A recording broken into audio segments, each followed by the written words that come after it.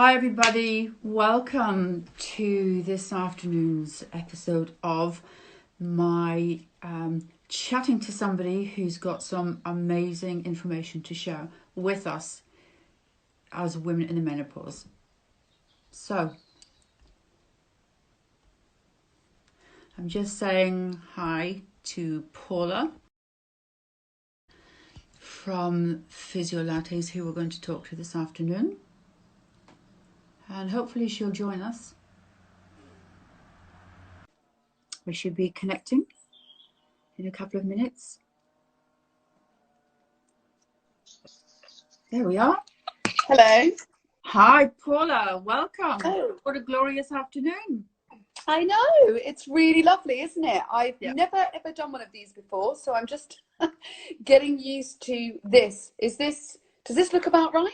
This looks absolutely perfect. Yeah, absolutely perfect. So I'm not an expert at this by any means either, but I just find it be a really exciting way to talk to people, especially in this current situation when we can't sit and have a coffee as we used to. I know. Very good idea. So well done, you. Brilliant. So lovely. So everybody who's watching, I am Deborah, menopause consultant, and I'm so thrilled to have Paula Rastrick from Physiolates based in Knoll. She and her husband Paul were the creators of Physiolates and the very unique brain-body method of training. They're the only husband and wife team in the country who've worked together in Premier League football. And Paula, to this day, remains the only woman to have ever been employed in full-time integrated sports psychology, yoga, and Pilates. And she developed and created a fully integrated yoga and Pilates rehabilitation studio within Aston Villa's training ground at Botmore Heath. Paula, wow, yes. That's I know. A mouthful to start with. Good God. Fabulous. I know. So the first question I have to ask you is, what on earth was it like being a woman in professional football? I mean, that's a really unique situation. Yeah, it was a really unique situation, especially may have changed or evolved, you know, in the time that I was involved in professional football. I'm hoping so. There was definitely a shift coming. I know that, in terms of women getting more involved within professional football. But when I first joined, there were no women in professional football. So we're talking 10 years ago. Okay. And there was only myself, and there was a lady who worked at Manchester United. Okay. And there was a lot of barriers to break down. So I think that we were at the forefront of that kind of breaking down that kind of stereotypical, not just women involved in football, but also looking at it from more of a softer psychological side of things. You know, it was very much based on, you know, strength training and, you know, get on with it. And if you were injured, there was no talk of any kind of psychological or emotional sort of connection. And this is where I really started to look at the sort of, I'd already been looking at the connections. I'm very much kind of a yoga teacher. So for me, I started getting into mental health and the brain-body connection from many years ago, when my father died of motor neurons disease. Oh, okay. So he died of motor neurons disease, but then my granddad also, his dad died of motor neurons disease. And so at this point, obviously I was worried about, well, what's the connection here? Is there a genetic connection? Is it something that's going to affect all of us in our family? And this is when I became really fascinated between the relationship between the brain and the body, because they don't work independently. And in between that, you have the psychology side as well. So this was kind of what drove me to being, I suppose, so interested. And then over the years of my own personal development and then working in professional football, I started to look at the links between how does the brain and the body work together. Okay. And we're now seeing that through research. So I'm very science driven. I like science. I'm not fluffy. I like to know, well, how you are a little bit. Yeah, I can be. I can be a little bit. I'm a girl, but I also like that sort of, well, can we make sense of it? So Yeah. if we can make sense of something, then we can empower ourselves to apply it.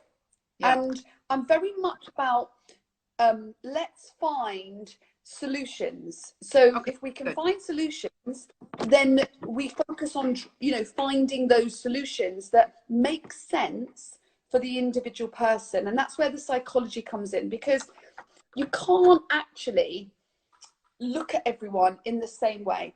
You know, we are so individual in terms of psychology, in terms of our brains, in terms of our bodies. And I think the way that we've almost been conditioned is that, you know, we want to look a certain way. Yes. So we'll copy this other person because I want to look like you. Yeah.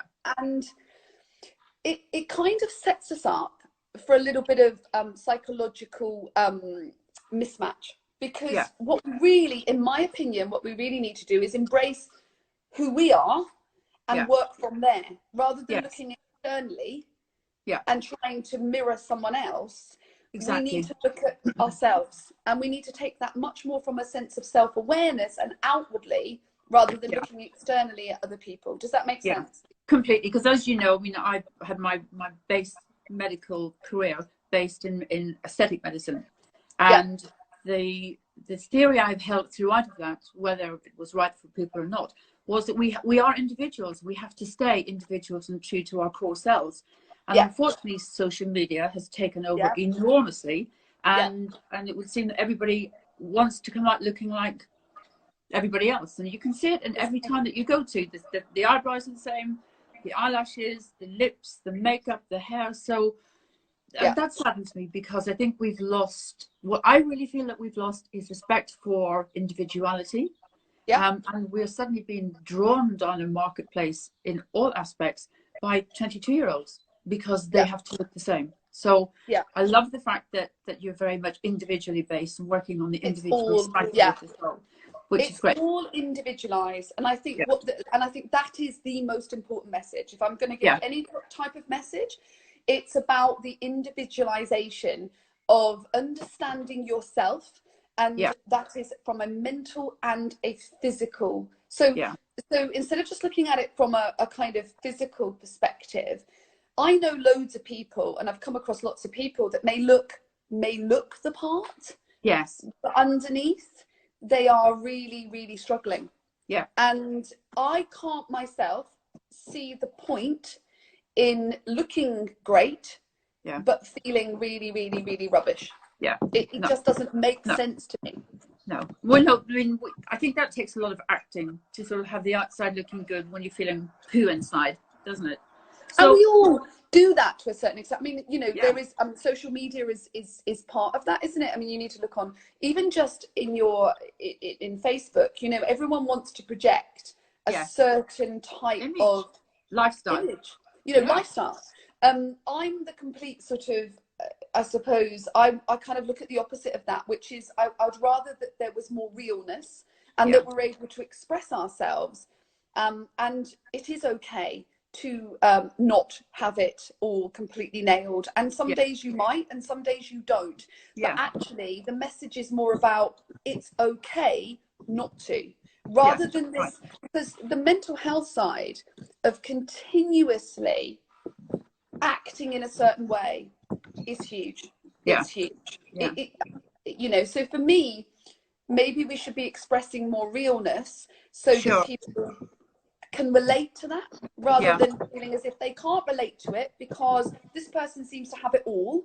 They look good, and you know, they seem to look like they've got this kind of perfect life, but actually I don't know any woman that I haven't spoken to. I'm very real, so I will speak to women on a level of being real, and they will all say the same thing.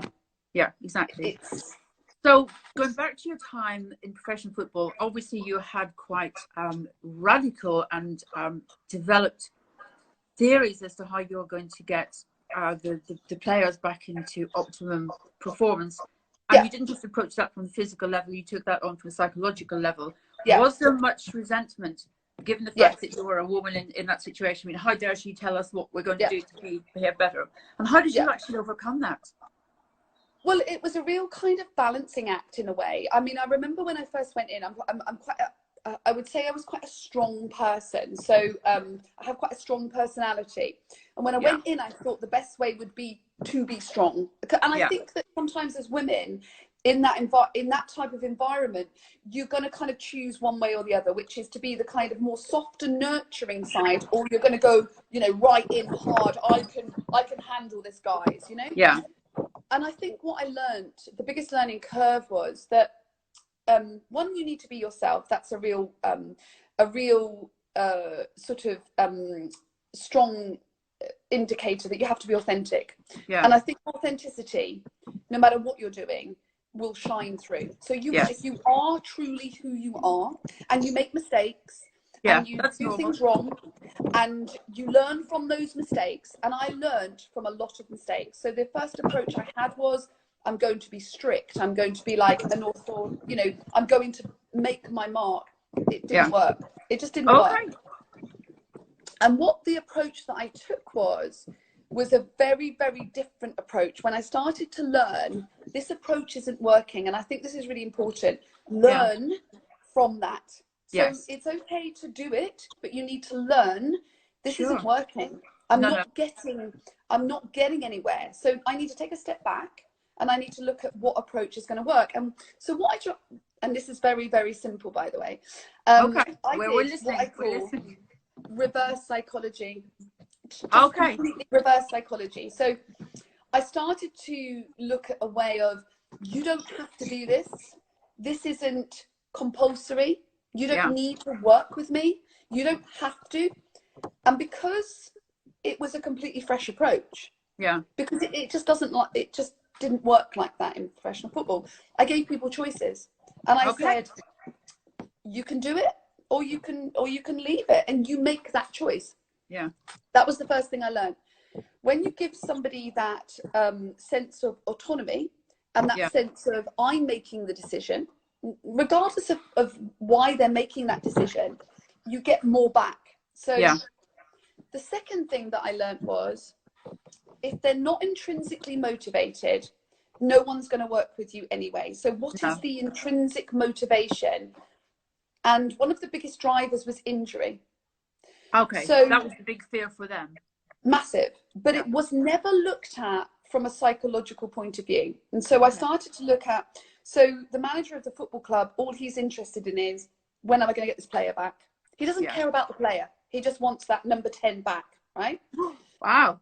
So then you've got the sports science and medical team who are under pressure. And they're under pressure because, when's he coming back? And there's this pressure.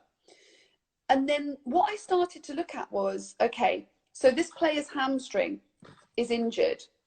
And every bit of focus was on getting the hamstring sorted. But the player was almost outside of that process. He wasn't involved in that process. He was just like a piece of, he was just like a machine that they decided to try and fix. Right. The psychological impact of injury is huge. Huge, It's huge because the player, the hamstring might be fixed. The player is way behind the process. He's not. So what would happen is he'd go back out and he'd get injured again. And then they always used to say, oh, hamstring's not strong enough. And I used to think, no, it's not the hamstring. It's the brain. It's his brain. It's his brain. They'd be psychologically traumatized because there'd been huge pressure on the guys, and respect them because they're dedicated. They go in every day. They live a lifestyle that most of us couldn't even manage to think about for 2 days with what they do. So that psychologically, I mean, that's an amazing focus to sort of work on, and then to actually provide a transformative pathway for them. That's because your identity, so a professional footballer's identity, I used to work from the kids right up to the first team players, but every single person's identity is wrapped up in football. So if they don't have football, they don't have an identity. And I think this is where we need to look at distinguishing our identities. And they talk about, don't they, with women, that kind of imposter syndrome, and we don't think we're good, and if you're an elite athlete and you can't play football, so say football, you don't have an identity. You're no longer useful. Yeah. So the psychological fallout of that, everyone, and I do feel a little bit like everyone thinks, well, you get paid loads of money. And that is the case. They do get paid loads of money. Yeah. But nobody looks at the actual, and first of all, I don't believe that, well, the system pays them loads of money. And if you were really asked, would you take this money and do this job? Everyone would do it. It's human nature. Yeah. They would. Yeah. No one would turn down that money. You know, really, no. You know, you would, you know. Yeah. So I don't necessarily think that you should be blaming the footballer. I think you should be blaming, you know, looking at the system, the process, the system. Yeah. But what you've got to remember is that there are thousands and thousands of young boys brought up in that factory system. Yeah. And that is the reason that I left, because I couldn't deal, and I became very vocal about that, with the way that the young boys were treated within that machine. And that's when I decided that I could do better moving away from that environment and doing something on my own, really, and bringing that knowledge, if you like, to other people. Yeah, so you realized that your purpose could be more fulfilled on a greater level on with not working from what seems like a conveyor belt of potential football players. Yeah. So that in itself took a lot of courage, though, Paula. So it does take a lot of courage, and I think that's the thing about women. You know, if we're talking about women, I made that decision, and once I made the decision that was in my heart and it was right for, I always said, and this is one of the funny things, and I think people will resonate with this, when I went into professional football, I said the following: I will never sell my soul. And I felt I did. I actually felt that I got to the point where I had sold my soul, because I was seeing things and I was witnessing things that just didn't.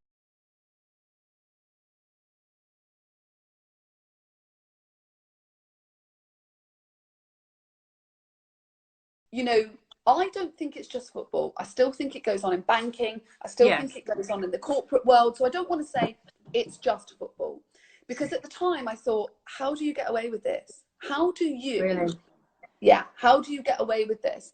And I couldn't believe, and you become desensitized. And that's when I said about selling my soul.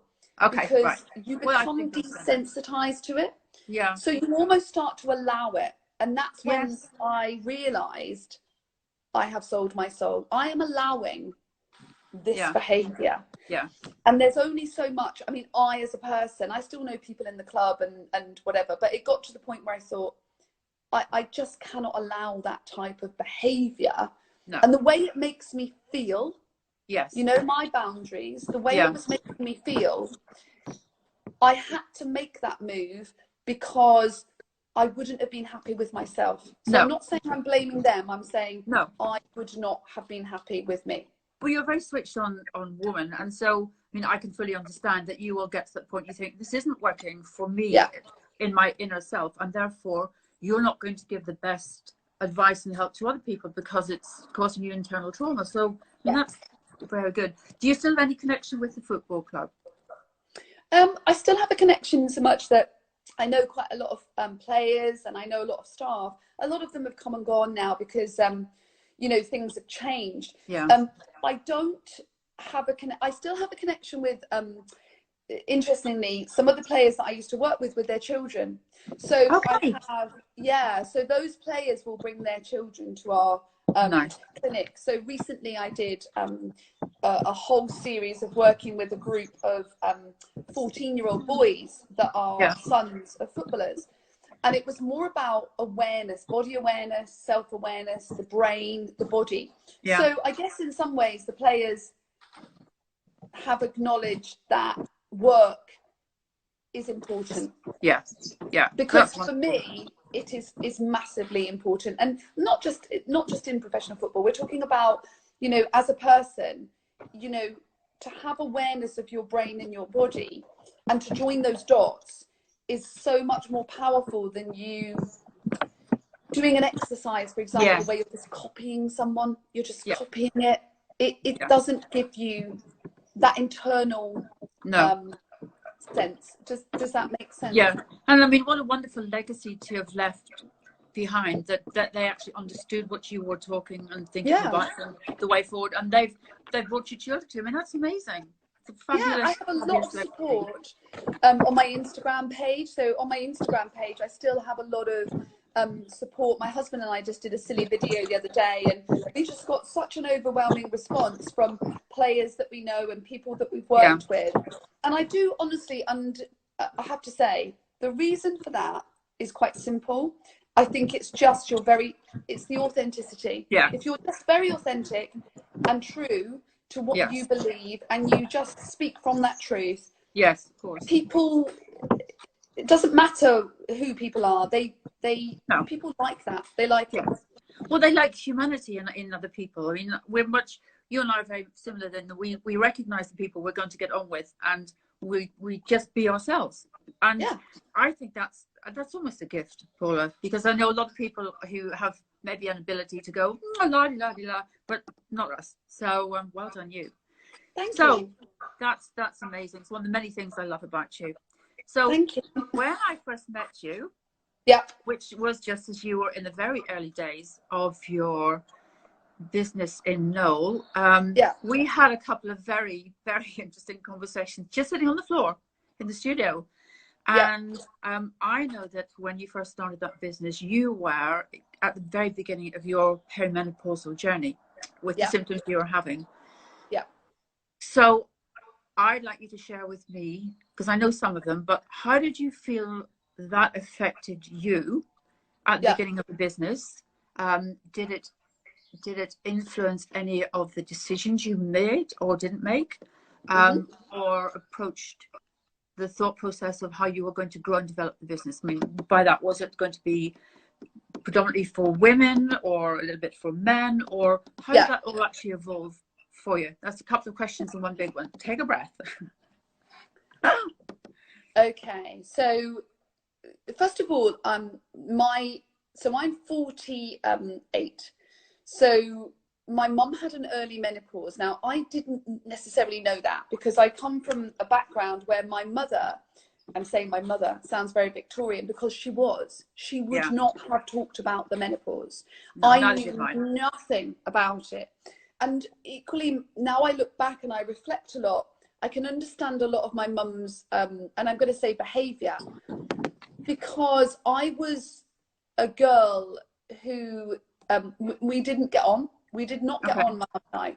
And when I look back, particularly when I was a teenager, and she must have been going through, I mean, she had a very hard life. So, you know, my dad had left. But when my mum, now I look back and I think, wow, Mum, you must have been going through what I'm feeling now.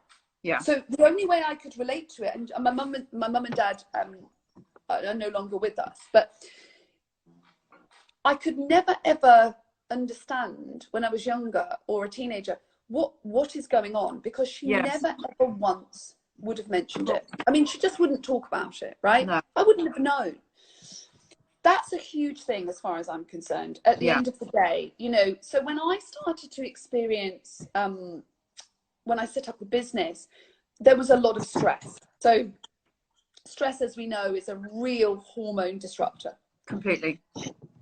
When you're in it and you're just going round, I call it, you know, going round to this washing machine, you can't see it. You don't know. You're just doing, and you're just surviving. Yes, so you are surviving on that kind of, you know, cortisol, fight, flight response all the time.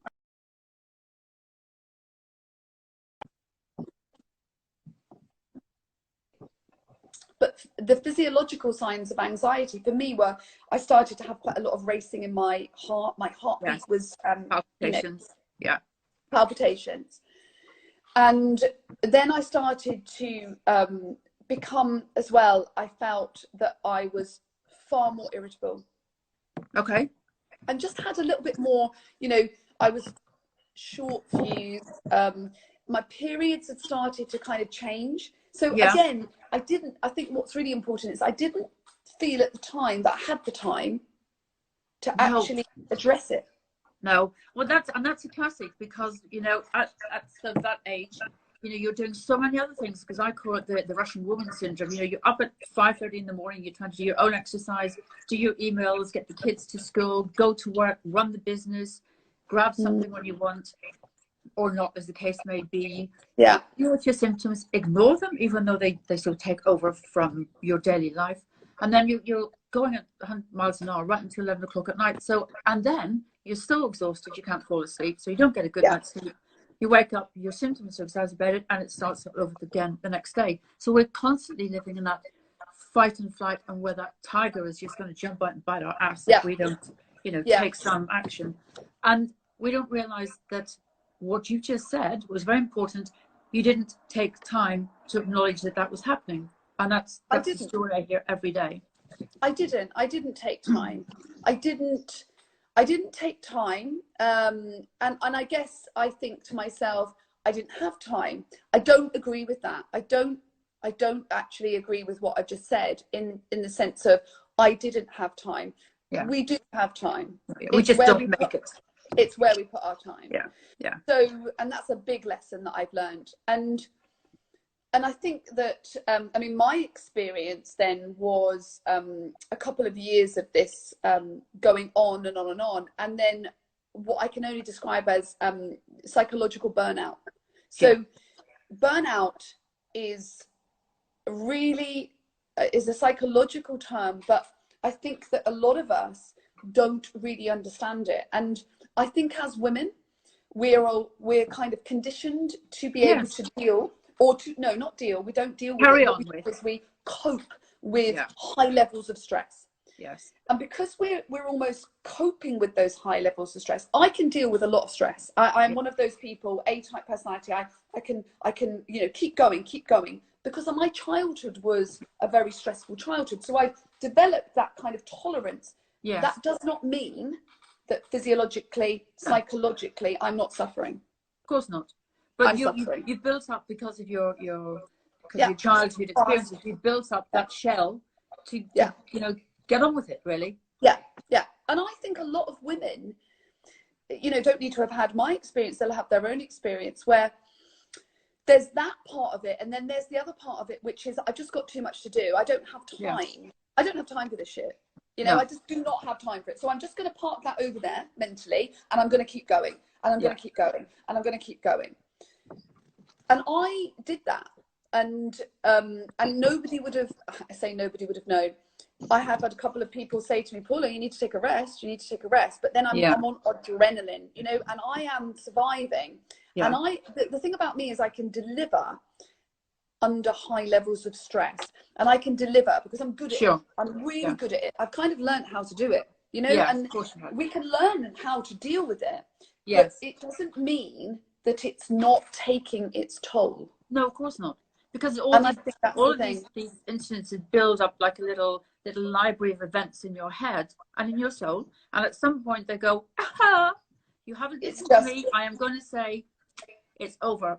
That's what happened to me. Delete button. So that happened to you. What was that actual point? So I distinctly remember the day that it happened, and one of my very good friends and colleagues who I'd said I'd like to, you know, she would be very good at something like this because she specializes in women's health. And I was due to see a client, a one-to-one client, a rehabilitation client. And I walked down the stairs in the clinic and she was there. Yeah. And she said, you don't look right. And I said, I don't feel right. And she said, do you want to sit down? Now, I'm not the sit down type, you know, no, sit down. I'm like, no, I've got too much to do. So I sat down and then I just broke down. Okay. And then she actually laid me on the couch and she said to me, you need sleep. And this is the other thing as well, mixed up in all of your, you know, that insomnia. And insomnia is, for me, was one of my, there's the stress, there's the hormones. I think it's all mixed up into one big pot where you can't see the wood for the trees. No. And you haven't the mental function to sort of know what's going on, but it's just a big mess, isn't it? Yeah, it's a big mess. And I think people, we get ourselves, you know, and you can't cope. And there's a breaking point. And that was my breaking point. Yeah. And she said, I'm phoning your client, I'm cancelling him. I'm like, no, I don't cancel, as we do, no, I'm not cancelling. Can't let anybody down. She did, and she took the control away from me. And I think, one, that's a really good friend. Two, that's somebody that understands. Yeah. And really, that's what I think perhaps is the most important thing is with women, if we understand each other and we know that perhaps we've had this experience and you're just going through that, then we can reach out and help each other, can't we? Because we're saying, this happened to me. Now, I'm a businesswoman and, worked in professional football. I can handle myself. If you think, that didn't stop me from having that breakdown. No. And I needed someone to say, you need to stop. Yeah. Well, well done. So I know. And I think that's the thing. The biggest thing is that if you can't have that conversation with someone and you can't feel that freedom of saying, do you know what, I'm struggling, because we all struggle, and struggling is okay. And then I'm the type of person that looks for, right, well, what's the goal? What's the action that I want to take here? Rather than staying in that zone, then look for others that can help you to move forwards. Yeah, brilliant. Well, thank you for sharing that with. Do you think that process has made your business better because you're more understanding of what feelings and emotions and symptoms other ladies may be feeling? And in fact, because I know that you have a lot of men. I have a lot of men as well. I mean, one of the things that I talk a lot about and talk a lot too is men about menopause, because they're concerned. They just don't know what's happened. They've lost their wife. They don't know the woman they're living with. Everything they do is wrong. Everything they do is right, but it's wrong and right at the same time. So do you feel that your experience has enabled you to have a much more, which you have, flourishing business because of the understanding of the reality that you got to the end point that somebody had to say stop, and it became, there was nowhere else to go but face it? Yeah. Yes, I do, because the culture of my business, the ethos of the business is very, very clear. I have that type of culture. So I don't, I've set out to have a culture of, and this may sound, I don't charge memberships. So I don't tie people in. It's a bit like going back to this reverse psychology of the football, right? Yeah. I learned from that. I want people around and a culture and environment where people want to be involved, because if they're showing that they want to be involved, they're showing that they're taking the first signs of acknowledging and wanting to help themselves. Yeah. And when you have that, even if it's just that tiniest bit of you're scared, but you actually want to do something. Yes. You want to, because you've got to the point where you recognize in your heart that you need to. Yeah. Then you are going to have a far more empowering experience, because you joined that type of tribe. Yeah. That are all in that space. Yeah. And you're not feeling inadequate because you don't feel as if, oh, well, I don't look like you, or I don't have the latest, I don't have that type of environment. I deliberately set out not to. There's nothing, I'm not saying that other approach is wrong. I'm saying that unless you get to the point yourself where you recognize that you want to do something, no external influence really ever gets you there. No. You need to start from that place of self. Yeah. So I have a very safe environment where, I probably lead it, to be honest with you. I'm very open. I'm very open. I'm very honest. Now, that doesn't mean that everyone needs to respond in that way, but at least they know that I'm going to be very open and I'm going to be very honest. Yeah. No, I think that's brilliant. And I think what you're also doing is creating an environment of accountability, because I think for all of us moving forward, we cannot ignore the fact that we are aging people. And we can't just suddenly wake up in our 60s and 70s and go, oh, I've suddenly got diabetes, so I go and get the medication. No. We've got to start looking after our mental and physical health at this point, or whatever point you're at. And say, I must look after my well-being, because I want to live long and healthy, and I don't want to take a medication, etc., etc. And I think you and I are both creating an environment of accountability in the right way for people to feel comfortable with saying, this is what I am, this is what I need to do, but I need you to guide me through it. Which is perfect. That's not, you know, I'm very strong and very authentic in sometimes, and people find that quite, wow, you know, and I will say to people, I will not take your money. I don't take people's money just for the sake of taking people's money. No, of course not. No. I will not do that. And people find that quite refreshing. I think they find it refreshing because I'm saying to them, this is a two-way process, okay? You're not tied into anything. You make the decision, and then we walk that walk together as a team, rather than me saying, oh yeah, give me your money, and look, you're gonna have a six-pack in, you know. Well, the reality is, you know, we need to look at it from a much deeper level, because if you're looking at it from a six-pack, you know, I want to look like this, but you haven't actually addressed or are prepared to look at the inner work. No, it's not going to happen. No, it's just not going to happen. So let's not pretend it is.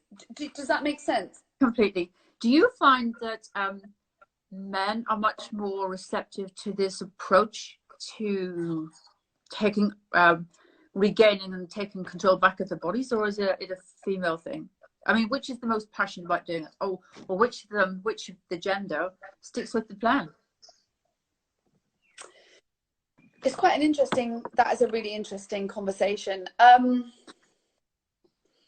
I don't believe anymore. I think that we used to probably think that women had the harder time in a lot of respects. I'm being very generalist. I think men now are having more of what perhaps we've experienced because of social media.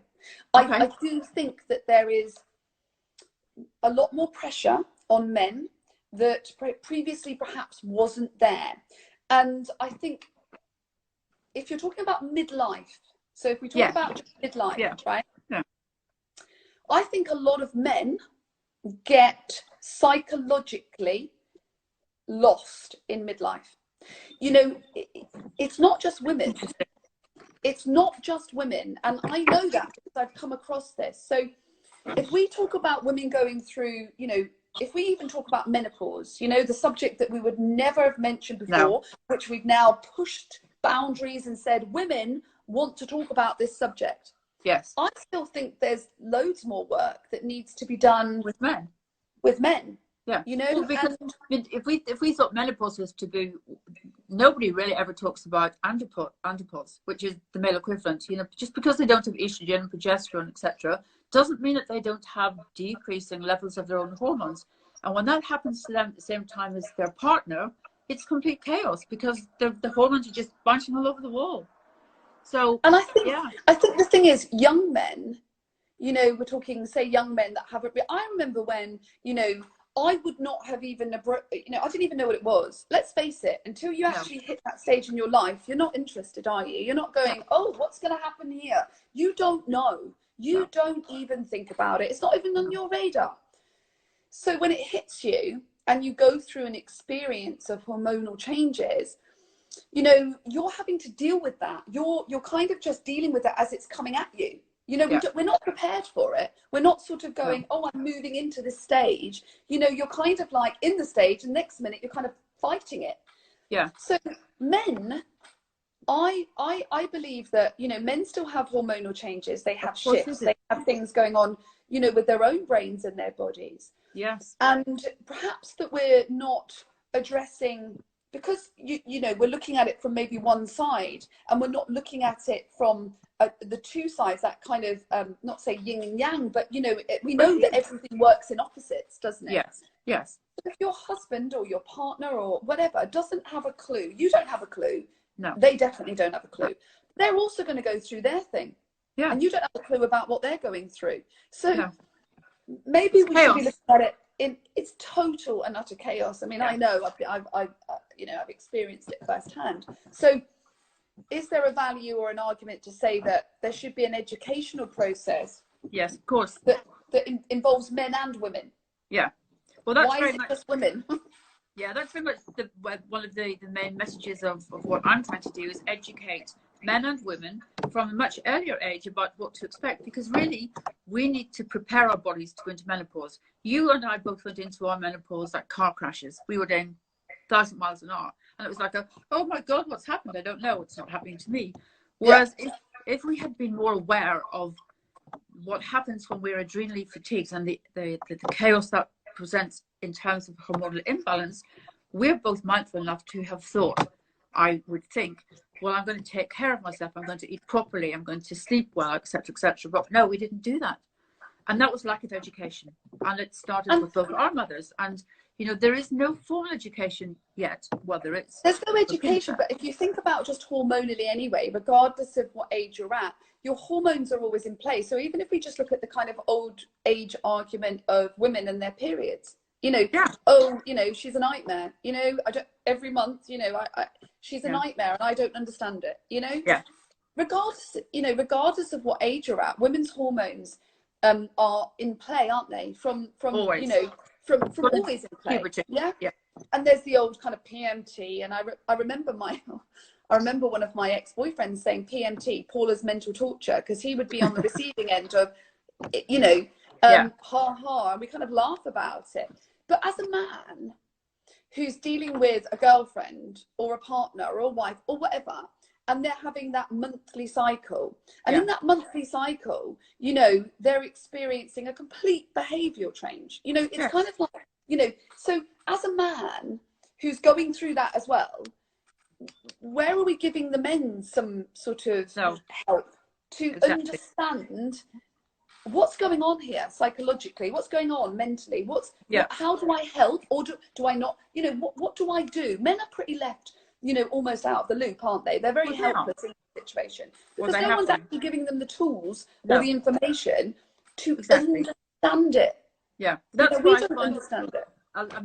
Whilst I started off my menopause consultancy primarily for women, it's sort of on a 50-50, because I have a lot of lovely men who are really concerned about their wives and what's happening with them and just haven't got a clue. So, you know, it's been a real joy and pleasure to take them through the journey of understanding and hopefully saving, rescuing relationships purely because of lack of knowledge. How many relationships, how many marriages, you know, if you were to look, if there were any stats, I could bet you now that more marriages fail in midlife.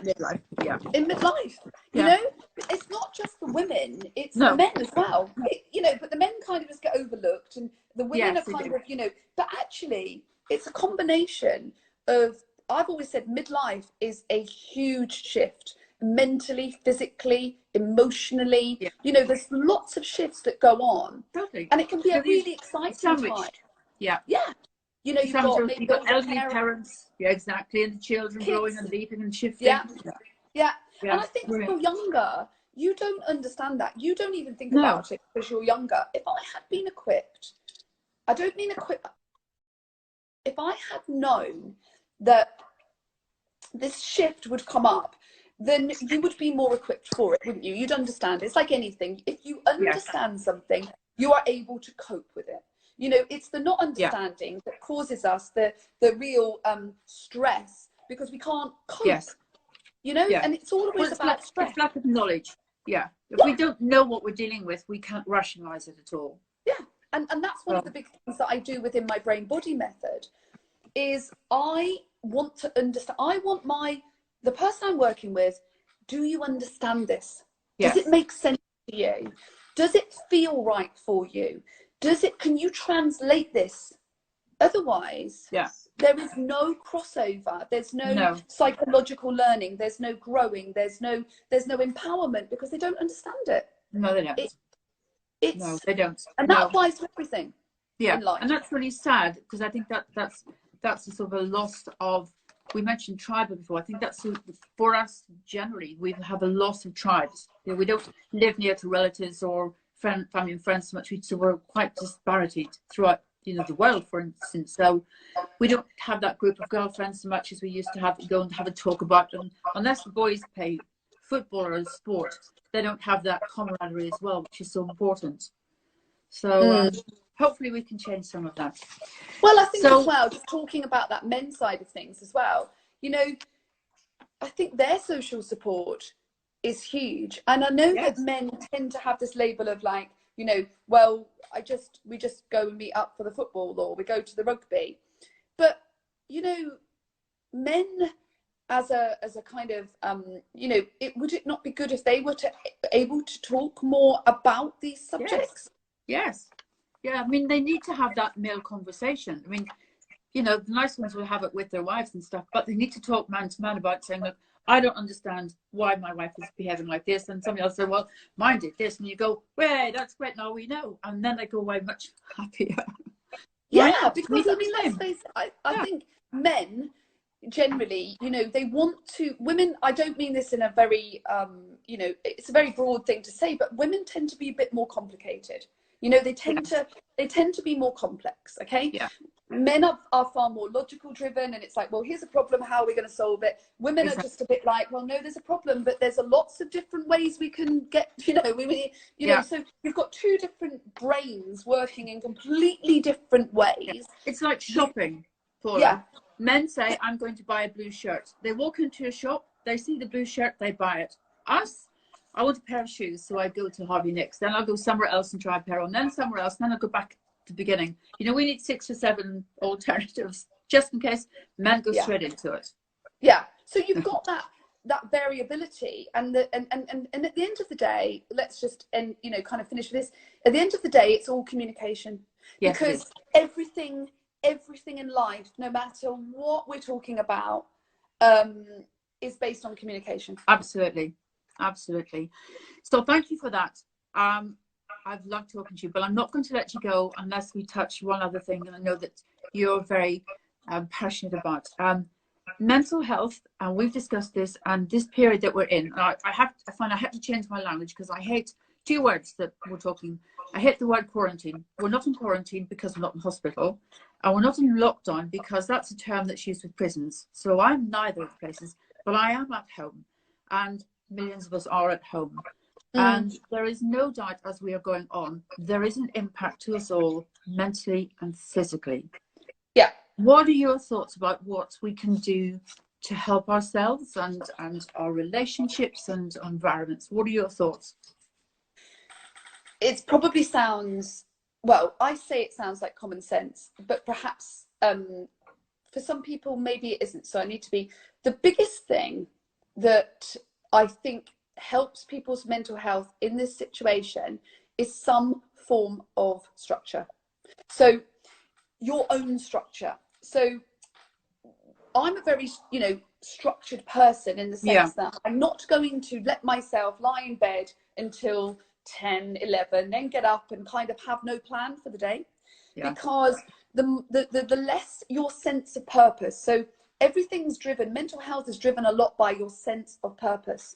And when we lose our sense of purpose, that's when we can become, this is just one aspect, we can become, we lose touch with who we are, right? Now, it doesn't matter who you are. What matters is who you are as a person. So it doesn't matter about your job. It doesn't matter about, what matters is, what are you doing with yourself? And I don't mean this in a pressurized way. There's been loads of this, hasn't there, about, oh my God, there's a pressure. I need to learn a new skill, and I need to do this, and I need to come out of lockdown. And that in itself is causing people's mental health issues because they're under pressure. And women especially are doers, aren't they? Generally, we're like, do this, do that, get this done, get that done. The way that I work and the way that I've learned from nearly having this kind of nervous breakdown through burnout is I work in 60-minute blocks. Now, 60 minutes of quality, of just 60 minutes. And I learned this from, I think it was Brené Brown. Or Brené Brown, yeah. Oh, so, wonderful.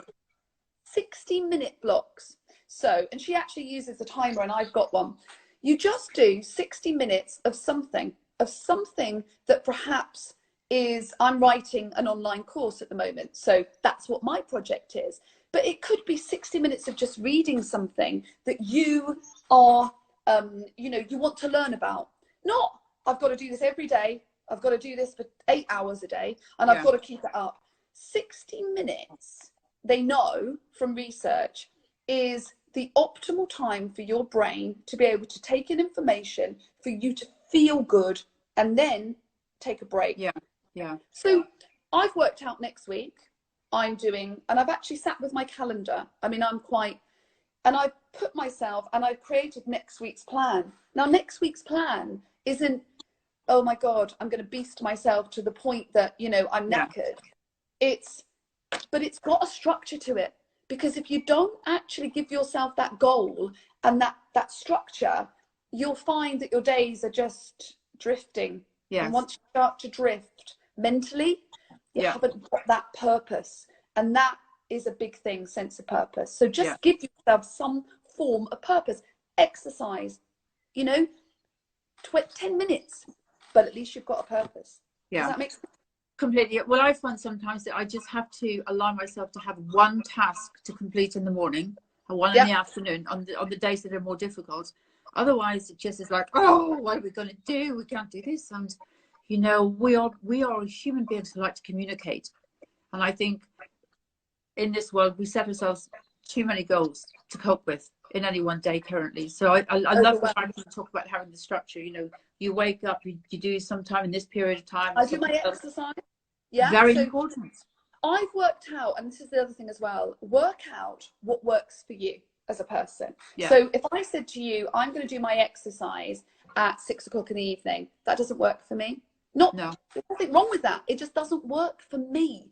It's really important that you work out what time of day. So my husband will work in the evening. I won't.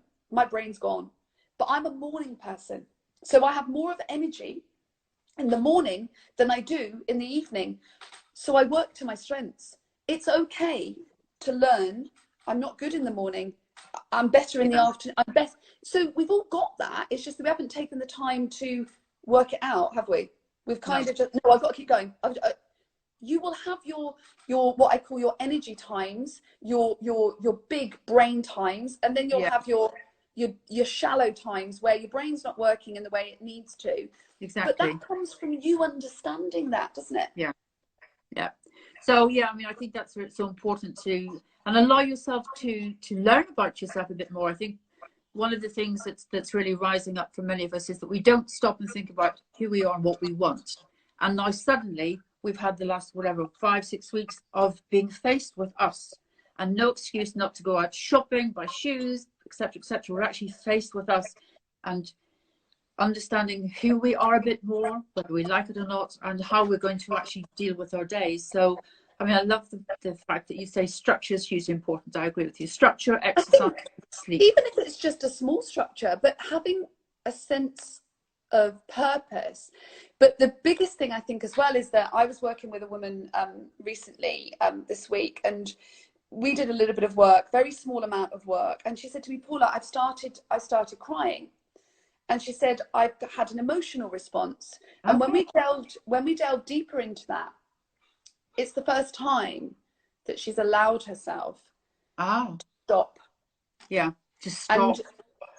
And just stopping will, and a lot of people don't want that, you see. They don't want to, they don't want to go there. They don't want to go there. And the only piece of advice I would give on that is going there and coming through the other side is far more beneficial long term than never going there. Than never ever going there. So sometimes maybe this time could be used in a very powerful way rather than a negative way, because it's about yourself, isn't it? We're all going to come through this. You know, the world isn't going to end. We're going to come through this. There will be changes massively, but how are we shifting with that? You know, I'm a person that's very much, you know, everything evolves anyway. Yes, it does. Nothing stays the same. And I think sometimes what we do is we try to make it stay the same. And when you try to live in that way of, this needs to stay exactly as it is, you're setting yourself up for real pain, because it never does. No, it's not. It's a time of evolvement, isn't it? And maybe we flip it and we say it's a time for evolvement. It's a time for me to evolve. It's a time for me to change. It's a time for me to embrace who, you know, maybe I can look at it in a different way. Yeah, the external world. Yeah, I think, you know, if we could actually, like you say, change the way we're looking at this and think, well, actually, this is the opportunity for me to be the author of my life. And I now will choose where I want to be, how I want to be seen, and how I want to behave, and what I'm not going to tolerate. So it's not we're being dragged along into something we've no control over. We can take control. We can take control of our mind, and that's what you talk about. And when you do that, decide what you allow yourself to think and believe, and then how you're going to respond to the rest of the world with that. So it can be a control situation if that's how you choose to do it, I think. And maybe take some time then, you know, to look at it in that way. And we're going to come through this, you know, it's going to be very different. You know, we don't know what the landscape's going to look like. But we are going to come through it. We're going to come out the other side of something. So maybe look at, how are you coming out the other side of this? Yeah. What are you doing for yourself? It's actually a gift, you know, in some ways. Yeah. To have this time. Yeah. But I think I've spoken to quite a few people who are almost panicking because they haven't made the most of the time themselves. You know, it's like, oh, I didn't lose the weight, I didn't do the meditation, I didn't read the books I wanted to, and they're having anxiety attacks of the things that they haven't done with the time that they were given. So I would say to them, you have time. You make your own time. You have time, and you also, you know, I did that myself, where I had to stop because I was forced to stop, you know, and there was no other choice. I was forced to stop. And at that point, I had to make choices that I couldn't carry on in the way that I was carrying on, because I would, you know, it was the end of the road in a lot of respects. So when you have to reevaluate everything, you do have to be quite strict. You do have to set your boundaries. Hi everybody. So we had an abrupt end to that amazing conversation with Paula. Clearly we've run over our time and had much more to talk about than we thought we actually ever would. Whoops. So I say thank you so much for joining us this afternoon. If there's anything you actually really want to connect with again, hopefully maybe get Paula back in on it.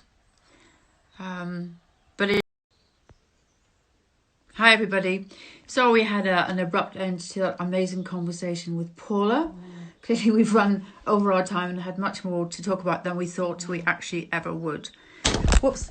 So I say thank you so much for joining us this afternoon. If there's anything you actually really want to connect with again, hopefully maybe get Paula back in on it. But in the meantime, thank you so much for watching and joining. We've had lots of fun with you today, and if you want to contact Paula about anything, you can contact inquiries at Physiolattes, and do, because she's amazing. The team there is amazing. So let's see if we can finish this off. No, I don't think so. Maybe not. Ah, yes, we're back. Just quickly, because obviously we must have run over time. Yeah, I've never done this in my life. That's not unusual for me to run, you know, over time.